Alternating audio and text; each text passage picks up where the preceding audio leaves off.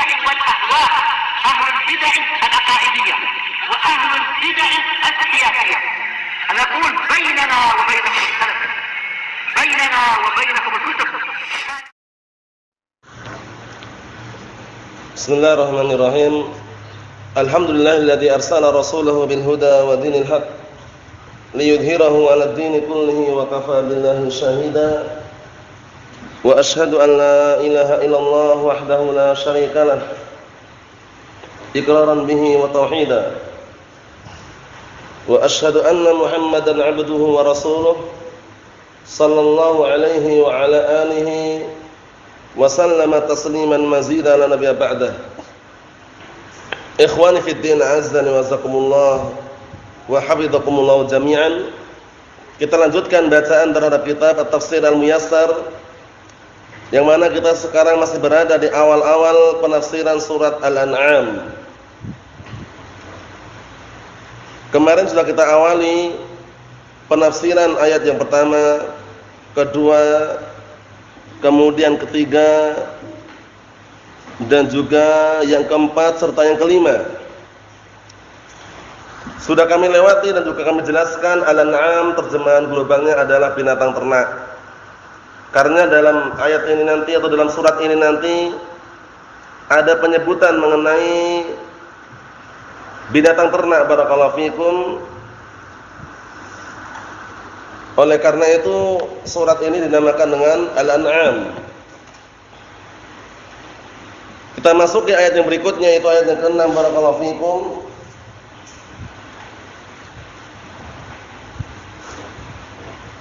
Qala Allah Ta'ala berfirman, Alam yarau kam ahlakna min qablihim min qarnin makkannahum fil ard ma lam numakkil lakum wa arsalna as-samaa'a 'alaihim midrara وَجَعَلْنَا الْأَنْهَارَ تَجْرِي مِنْ تَحْتِهِمْ وَأَهْلَكْنَاهُمْ بِذُنُوبِهِمْ وَأَنشَأْنَا مِنْ بَعْدِهِمْ قَرْنًا آخَرِينَ.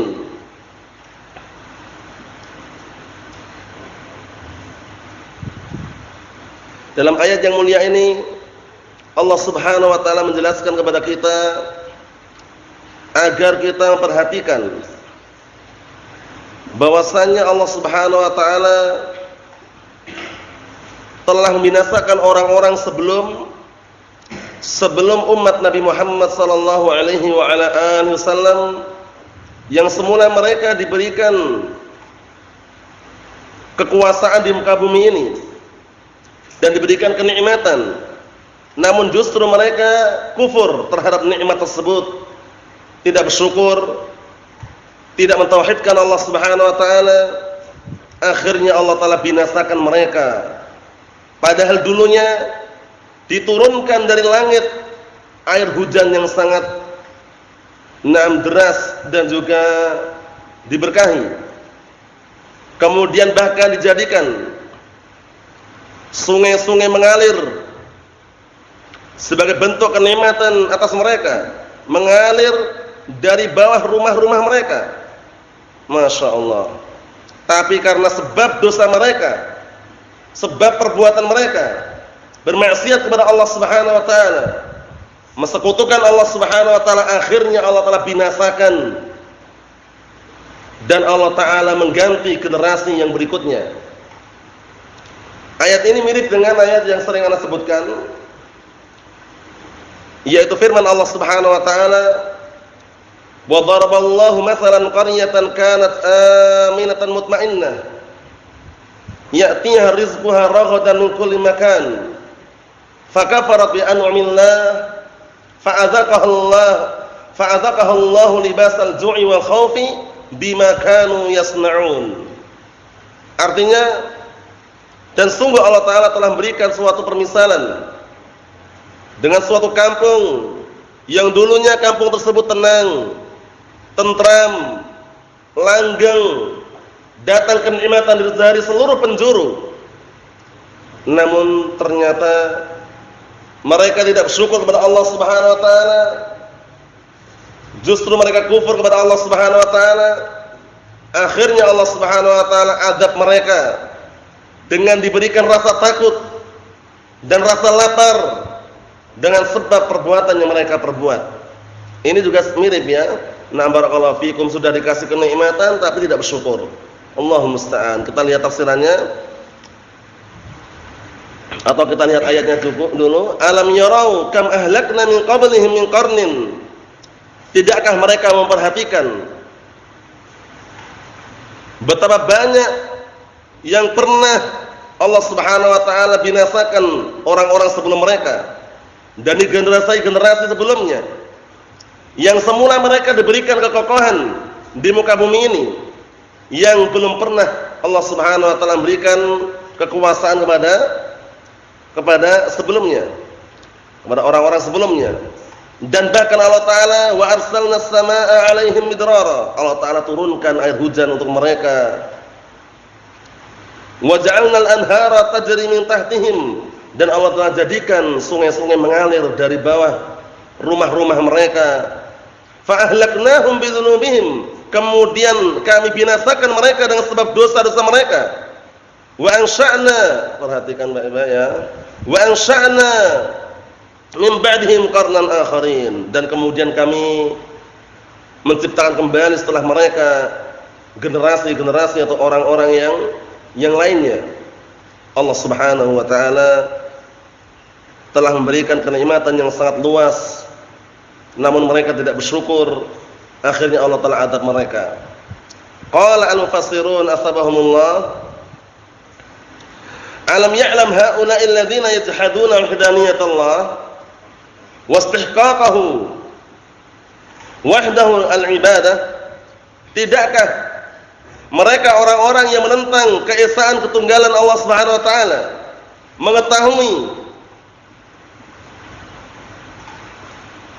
tidakkah orang-orang yang mereka menentang mengetahui keesaan Allah Subhanahu wa taala dan keberhakan Allah Subhanahu wa taala untuk diibadahi, wa yukadzibuna rasulahu Muhammadan sallallahu alaihi wasallam, kemudian mereka juga mendustakan rasulnya yaitu Muhammad sallallahu alaihi wasallam.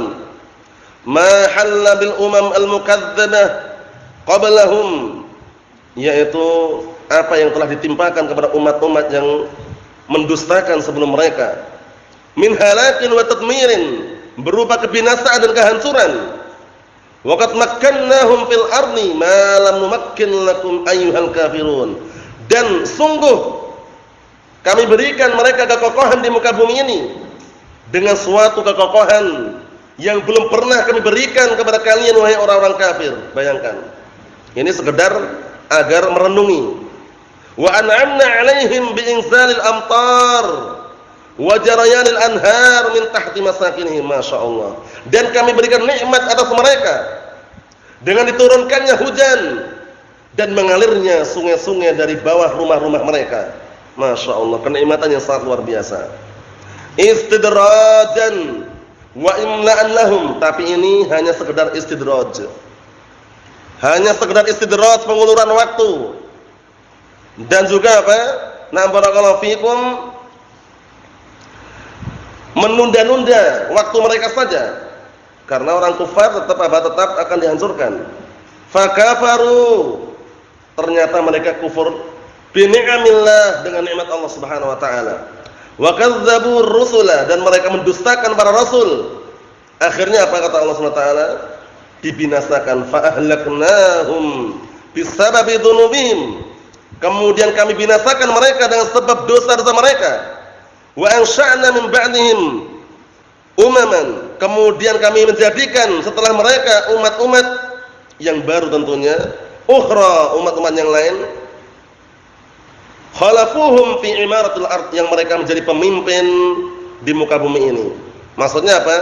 Maksudnya agar mereka itu berpikir bahwasanya sebab hilangnya kenikmatan itu sebabnya karena apa? Ulah tangan manusia itu sendiri. Karena mereka tidak bersyukur, menentang dan berbuat syirik, mensekutukan Allah Subhanahu wa taala, padahal kenikmatan yang sangat luas sudah diberikan, akhirnya Allah telah cabut. Nah, karena Allah Subhanahu wa taala tidak akan pernah menghilangkan kenikmatan yang sudah diberikan, kecuali sebabnya mereka sendiri yang menghilangkannya dengan perbuatan dosa, kesyirikan atau yang semisalnya. Sebagaimana firman Allah Subhanahu wa taala, "Dzalika bi anna Allah lam yakum ghairan ni'matan an'amaha 'ala qaumin hatta yughayyiru ma bi anfusihim. Yang demikian itu tidaklah Allah Subhanahu wa taala mengubah kenikmatan yang telah diberikan kepada sekelompok kaum, melainkan mereka sendiri yang mengubahnya. Bencana alam, gunung meletus, tsunami, gempa bumi, atau bencana-bencana yang ada sebabnya karena ulah-ulah manusia itu sendiri. Berbuat syirik kepada Allah, berbuat maksiat kepada Allah, berbuat dosa kepada Allah Subhanahu wa taala setelah diberikan kenikmatan yang sangat besar. Sebagaimana firman Allah Subhanahu wa taala, "Dhaharal fasadu fil barri wal bahri bima kasabat aydin nas." Artinya apa? Munculnya kerusakan di daratan dan juga di lautan, sebabnya karena ulah-ulah tangan manusia sendiri. Nah, berbuat dosa, tidak bersyukur kepada Allah Subhanahu wa taala, tidak mentauhidkan Allah Subhanahu wa taala, akhirnya Allah Taala binasakan.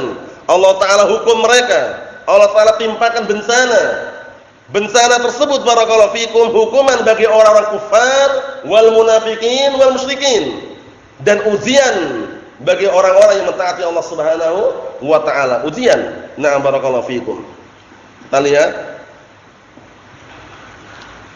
ayat yang berikutnya, yang ayat yang ke-7. Qala Allah Taala berfirman, "Walau nazzalna 'alaika kitaban fi qirtasin falamasuhu bi aydihim laqala alladziina kafaru in hadza illa sihrun mubin." Bayangkan, banyak alasan. Sudah jelas kenikmatan sangat besar Allah Taala curahkan agar mereka beriman kepada Allah dan beriman kepada Rasulnya, tetap aja mencari alasan.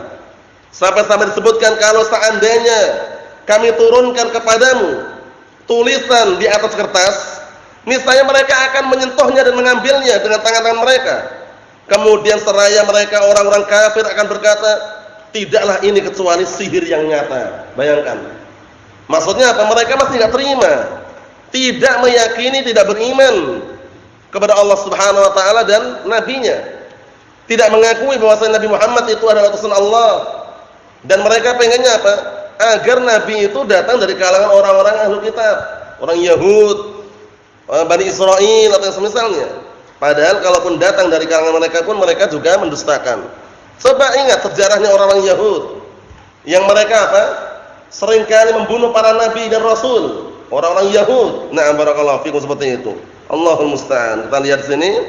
Qala al-mufassirun asbahumullah walau nazzalna 'alaika ayyuhar rasul. Kalau seandainya kami turunkan kepada wahai Rasul kitaban, suatu tulisan minas sama', dari langit, fi auraqin, di kertas, tulisan dari langit kemudian terletak di atas kertas, fala misahu haula'il musyrikun bi aydihim. Niscaya mereka orang musyrikun akan mengambilnya dan juga akan menyentuhnya dengan tangan-tangan mereka. Laqalu, seraya mereka akan berkata, innama ji'ta bihi ayyuhar rasul sihrun wadihun bayyinun. Bayangkan, yang kamu bawa wahai Rasul itu adalah sihir yang nyata dan jelas.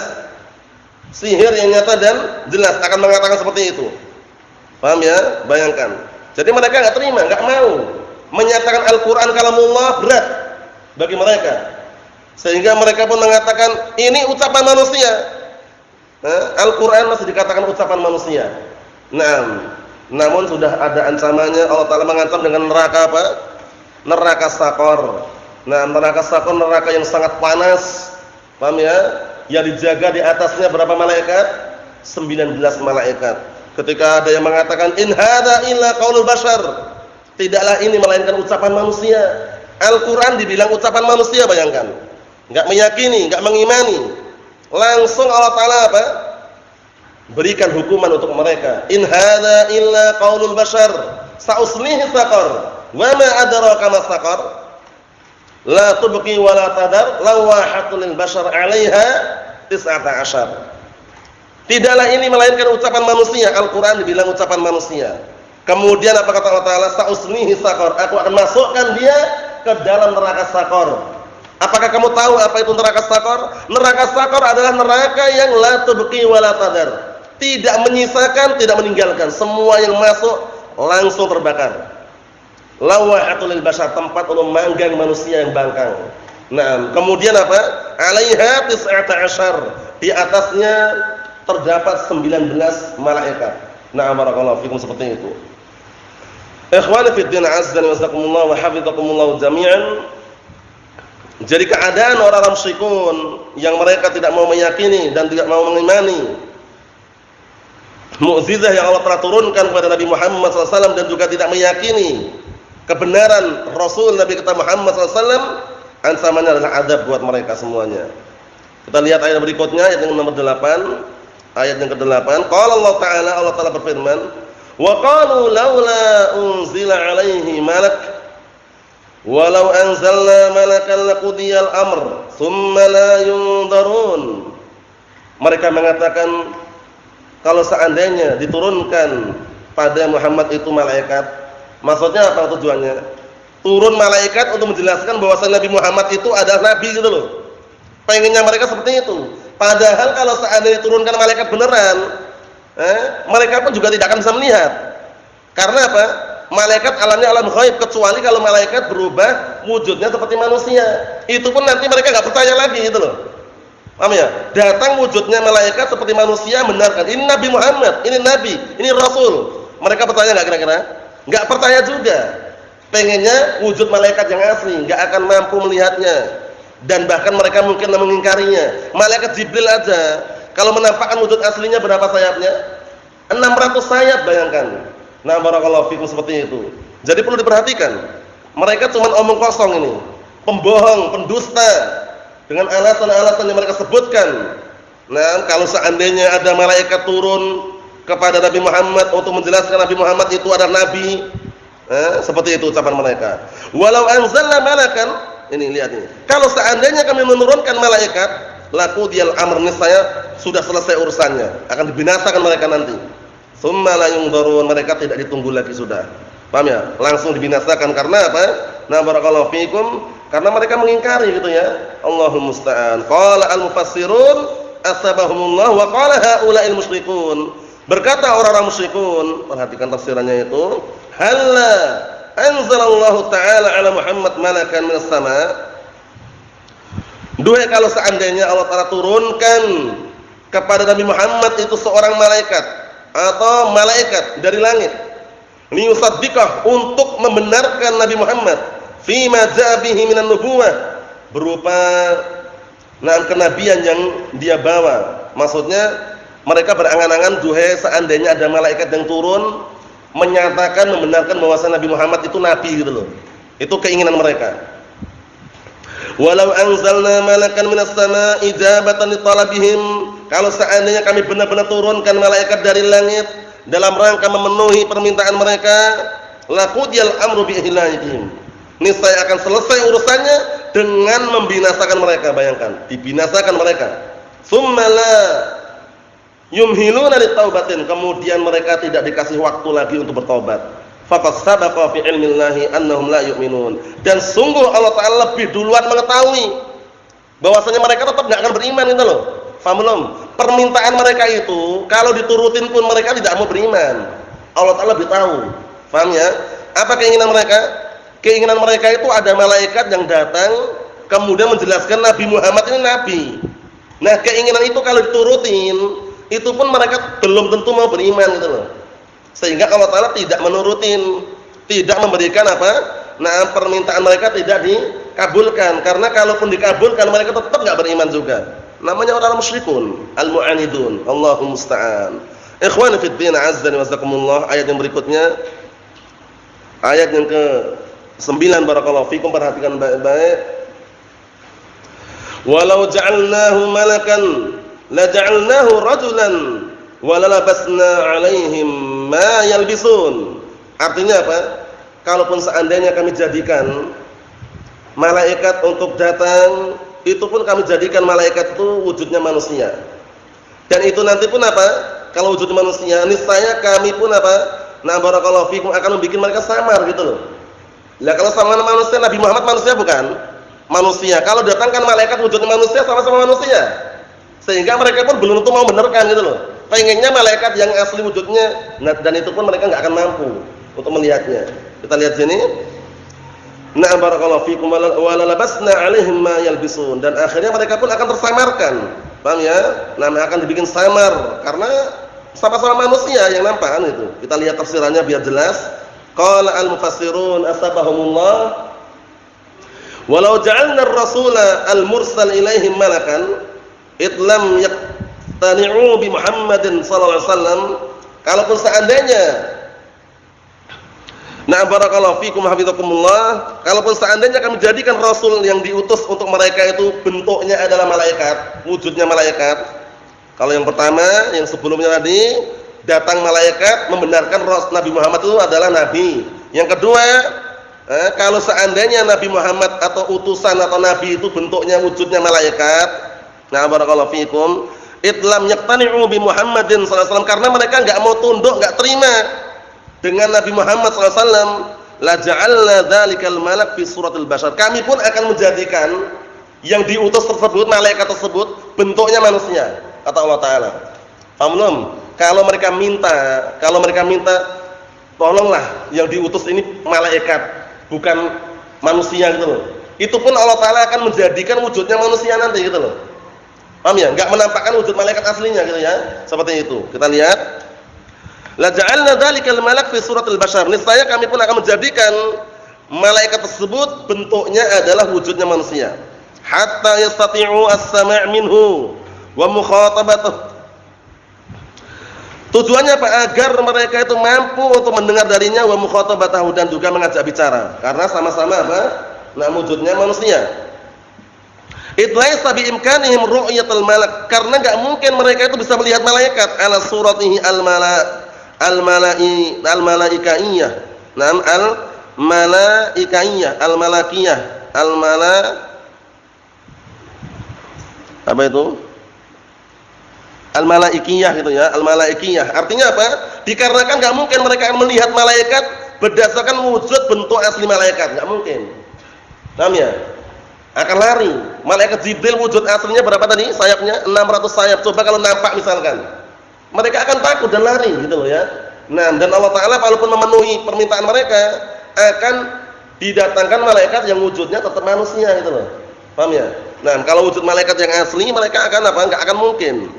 Walau ja'ahumul malak bi surati rajulin lashtabahal amr alaihim, kalaupun seandainya Allah Ta'ala datang kepada mereka malaikat dengan bentuk seperti orang, niscaya akan tersamarkan perkaranya atas mereka. Kama shtabaha alaihim amru Muhammadin sallallahu alaihi wasallam, sebagaimana tersamarkan mengenai perkaranya kenabiannya Nabi Muhammad sallallahu alaihi wasallam, karena sama-sama manusia. Paham belum? Jadi permintaan mereka, kalaupun didatangkan nabi itu dari kalangan malaikat, itu pun bisa, tapi Allah Ta'ala tetap akan menjadikan bentuknya wujudnya manusia gitu loh, dan itu nanti akan tersamarkan sama. Nah, antara apa? Antara malaikat dengan manusia, karena wujudnya sama. Seperti itu. Nah, Allah musta'an. Karena sama aja kan. Yang pertama Nabi Muhammad juga manusia. Didatangkan nabi wujudnya manusia, datangkan nabi dari kalangan malaikat wujudnya manusia, nanti dianggap sama juga. Tetap mengingkari mereka. Allah musta'an. Ikhwan fi din azza wa jazakumullah, satu lagi ayat yang sambungannya, ayat nomor 10. Wa laqad istuhzi'a bi rusulin min qablik fahaqa bil ladzina sakhiru minhum ma kanu bihi yastahzi'un. Qul siru fil ardi tsumma anzuru kaifa kana 'aqibatul mukadzibin. 10-11 ya, karena sambungannya kisahnya. Artinya apa? Dan sungguh telah diajak, diolok-olok para rasul sebelummu. Maksudnya sebelum Nabi Muhammad udah banyak rasul yang diolok-olok, diajak banyak sekali. Nah, fahaqal ladzina sakhiru minhum, maka orang-orang yang mengejek dan mengolok-olok tadi itu mereka berhak mendapatkan hukuman dan azab. Nah, makanu bihi yastahzi'un, dengan sebab apa yang mereka olok-olok tadi itu. Qul siru fil ardi, katakanlah, perhatikanlah, berjalanlah engkau di muka bumi, tsumma anzuru, kemudian perhatikanlah kaifa kana 'aqibatul mukadzibin, bagaimana hasil akibat dari orang-orang yang mendustakan. Diazab, dibinasakan. Kita lihat tafsirannya biar tambah jelas. Penafsiran ayat yang 10. Qala al-mufassirun asbahumullah wa lamma kana talabuhum inzalal malak ala sabil istihza bi Muhammadin sallallahu alaihi wasallam, ternyata ini Mereka minta tadi itu pun bukan karena keinginan mereka untuk meyakini, bukan ngolok-olok ngejek gitu loh. Yang namanya orang ngolok-olok ngejek bagaimana coba? Kita lihat ini. Walamma kana talabun, dan tatkala permintaan mereka inzalal malak, untuk diturunkan malaikat ala sabil istihza, dalam bentuk apa? Dalam bentuk untuk mengolok-olok bi Muhammadin sallallahu alaihi wasallam, dengan Nabi Muhammad sallallahu alaihi wasallam, ngolok-olok ngejek. Bayyanallahu taala, Allah taala menjelaskan lahu, kepadanya, annal istihza'a birrusul alaihimus salam, bahwasanya mengolok-olok mengejek para rasul alaihimus salam laisa amran hadisan, bukan perkara baru. Mengejek, mengolok-olok itu bukan perkara baru. Bahkan sebelum Nabi Muhammad banyak yang diolok-olok, diejek, dibunuh juga banyak. Orang-orang Yahudi yang suka membunuh itu. Paham ya? Nah, barakallahu fiikum. Naam. Sebagaimana firman Allah Subhanahu wa taala dalam Al-Qur'an Karim. Nah, barakallahu fiikum. Apa ayatnya itu? Laqad sami'a Allahu qaulal ladzina qalu innallaha faqirun wa nahnu aghnia sanaktubu ma qalu wa qatlahumul anbiya. Artinya apa? Sungguh Allah Taala mendengar siapa? Mendengar ucapan orang-orang Yahud yang mereka mengatakan Allah Taala itu fakir, Allah Taala itu miskin, kita yang kaya. Paham ya? Nah, kita yang kaya kata mereka. Kemudian Allah Taala mengatakan sanaktubu ma qalu, kami akan mencatat apa yang mereka ucapkan. Wa qatlahumul anbiya, dan perbuatan mereka membunuh para nabi. Terkenal membunuh para nabi mereka itu, orang Yahud. Bayangkan, kita lihat sini. Na'am barakallahu fikum. Bal qad waqa'a minal kuffar as-sabiqin ma'an anbiya'in, bahkan ini mengolok-olok ini sudah terjadi dari orang-orang kufar terdahulu bersama nabi-nabi mereka. Fa ahata bihimul azab, akhirnya apa? Na'am, datanglah menyeluruh azab kepada mereka, alladzi kanu yuhzi'una bihi wa yunkiruna wuqu'ah, yang semula mereka dulu mengolok-olok, mengejek, mengingkari terjadinya adab tersebut. Ternyata ada benar adabnya, menimpa mengenai mereka semuanya. Tafsiran yang ke-11, perhatikan baik-baik. Qul lahum ayyuhar rasul, katakanlah kepada mereka wahai rasul, siru fil ardi, jalanlah kamu, berjalanlah engkau di muka bumi. Summangduru, kemudian perhatikanlah, kaifa aqaballahu al-mukadzibin al-halaka wal khizya. Artinya apa? Bagaimana Allah Taala berikan hukuman yang menyusul kepada orang-orang yang mendustakan dengan apa? Kebinasaan dan juga kehinaan. Fahdharu misla masari'ihim, berhati-hatilah engkau, berhati-hatilah kalian seperti tempat-tempat matinya mereka. Wa khafu an yahilla bikum mislul ladzi halla bihim, dan takutlah kalian kalau seandainya menimpa kalian seperti apa yang menimpa pada mereka. Peringatan. Sebabnya karena apa? Mendustakan, mengolok-olok, mengejek. Paham ya? Jangan sampai kita termasuk bagian dari mereka, apalagi mengejek Nabi kita Muhammad sallallahu alaihi wa ala alihi wasallam. Mengejek sunnahnya haram. Kemudian juga mengejek ajarannya haram. Mengejek fisiknya juga haram. Paham ya? Yang diperintahkan adalah beriman kepada beliau. Nah, barakallahu fikum, dari seluruh sisi dan juga seluruh aspek kehidupan. Nah, barakallahu fikum. Kita tutup dengan pertanyaannya, kita lihat.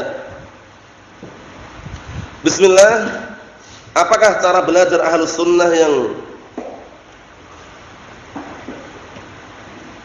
yang duduk di lantai-lantai masjid menjadikan para pelajarnya lebih tawadhu? Karena banyak kelompok yang mengaku salaf tapi mereka mendidik pelajar-pelajarnya di sekolah, dan ada juga sekolahnya membayar SPP. Barakallahu fikum. Nah, untuk masalah tawadhu ataukah tidak, itu sebenarnya kembali ke per individu. Paham ya? Cuman seringnya kalau dididik di dalam mengajarkan ilmu Al-Qur'an Sunnah itu di majelis-majelis ilmu masjid, itu lebih tawadhu. Karena apa? Karena sebagaimana sabda Rasulullah SAW dalam hadis yang sahih, Rasulullah menyatakan apa? Wa majtama'a qaumun fi baitin min buyutillah yatluna kitaballah wa yatadarasunahu bainahum illa nazalat 'alaihimus sakinah. Paham ya? Wa hafat bihimul malaikah wa dzakarahumullahu fi man indah. Artinya apa? Tidaklah ada yang mereka sekelompok kaum yang mereka berkumpul di salah satu rumah-rumah Allah kemudian mereka apa? Membacakan Al-Qur'an di dalamnya, mengajarkan Al-Qur'an, mengajarkan ilmu Al-Qur'an sunnah di dalamnya, melainkan akan turun kepada mereka ketenangan. Orang kalau sudah tenang dengan dalil, tenang dengan Al-Qur'an sunnah, insyaallah dia dikatakan tawadhu. Karena tawadhu itu bukan badannya, bukan pakaiannya, ingat-ingat. Dia kalau jalan nunduk terus, masya Allah, disalami assalamualaikum nggak jawab juga, itu bukan tawadhu namanya. Banyak nunduk terus jalan gini, nunduk gini, assalamualaikum, kayaknya gini, nggak jawab tapi gini, cuman isyarat gini aja. Itu bukan tawadhu namanya. Tawadhu itu apa? Qabulul haqqi, menerima kebenaran dan juga apa? Tidak meremehkan manusia, itu namanya tawadhu. Lawan dari kibr, lawan dari kesombongan. Sebagaimana Rasulullah katakan dalam hadis yang sahih, hadis Abdullah bin Mas'ud, riwayat Muslim, al-kibru batarul haqqi wa ghamtun nas. Kesombongan itu adalah menolak kebenaran dan meremehkan manusia. Jadi tawadhu itu jangan antum nilai dari pakaiannya, kemudian pakainya kusut, kemudian sorbannya pun sorban kusut, kalau jalan nunduk terus, paham ya? Disalami ngejawab, paham ya? Suaranya pelan, assalamualaikum, salam. Tapi kalau dinasihati ngayal, bantah, nolak, bangkang, padahal al-haq di hadapannya, kalau dia nggak nerima, walaupun suaranya pelan, kalau jalan nunduk itu dikatakan kibr, sombong orangnya. Tapi kalau jalan biasa, santai, tenang, jalannya pun juga tidak terlalu nunduk sekali, biasalah. Tapi kalau ada kebenaran dia siap menerima. Kalau keliru siap dinasihati, siap menerima kebenaran, siap tarajuk, itu namanya tawadhu. Paham ya? Untuk masalah fasilitas tempatan itu sebenarnya apa? Nah, tidak terlalu barakallahu fikum dibesar-besarkan, tapi biasanya kalau belajar di masjid itu jauh lebih baik daripada ketika belajar di kelas-kelas atau sekolahan, apalagi yang terkadang apa? Harus bayar uang gedung, uang SPP, uang pendaftaran. Paham ya? Itu pun nanti kalau terima, kalau enggak terima sudah kehabisan uang pendaftaran sekian juta misalkan. Tapi kalau belajar di masjid Ahlus Sunnah, mana ada uang SPP, wala uang pendaftaran, wala syai'. Paham ya? Gratis insyaallah ya. Nah, barakallahu fikum. Dan kalaupun dia misalkan masuk pun enggak dites. Intinya siap belajar Al-Qur'an Sunnah, siap dibimbing sesuai dengan Al-Qur'an Sunnah, tafadhal. Enggak ada. Antum anaknya siapa? Mampu berapa per bulan bayarnya? Nah, barakallahu fikum. Kemudian bisa apa? Dites dulu. Enggak ada tes-tesannya. Cuman dia siap untuk dididik sesuai dengan Al-Qur'an dan As-Sunnah. Jadi upayakan nasihat anak pribadi dan segenap ikhwah semuanya, suatu ketika kalau bangun pondok, bangun markis, upayakan kalau memungkinkan gratiskan santrinya. Gratiskan, enggak perlu bayar. Paham ya? Kalaupun terpaksa bayar hanya untuk apa? Makan mereka. Untuk makan mereka. Ustadznya enggak usah ngambil. Wah, anak capek ngajar tiap hari, pagi sore siang ngajar, masa enggak dapat. Ustadznya jangan ngambil uang santrinya. Paham ya? Nah, ustadznya kerja sendiri, mencari maisha sendiri, mencari penghasilan sendiri. Kalau ustadznya suka ngambil harta santrinya, sangat berbahaya. Kasihan mereka. Paham ya? Biarkan mereka belajar tenang. Itu kalau tidak memungkinkan itu gratis. Kalau gratis bagus, tapi kalaupun enggak gratis karena mungkin masalah makanan, minuman, listrik, cukup mereka dibiayai hanya untuk makan mereka dan untuk kepentingan mereka. Ustadznya jangan ambil uang dari situ ya. Jangan. Hindari, barakallahu fikum. Naam, itu sekedar nasihat. Jadi untuk masalah tawadhu atau tidak tadi itu tergantung kembali kepada individu. Nah, barakallahu fikum, dan sudah kami jelaskan tawadhu itu adalah orang yang menerima kebenaran walaupun pakaiannya pas-pasan, tidak harus mewah. Sedangkan orang yang sombong itu orang yang suka menentang kebenaran, menolak kebenaran walaupun pakaiannya masyaallah kusut, kemudian sorbannya pun kusut, kalau jalan pun nunduk, dikasih salam assalamualaikum diam aja misalkan, itu bukan tawadhu namanya. Nah, barakallahu fikum, nasallaha as-salamata wal afiyah walhamdulillahirabbil alamin.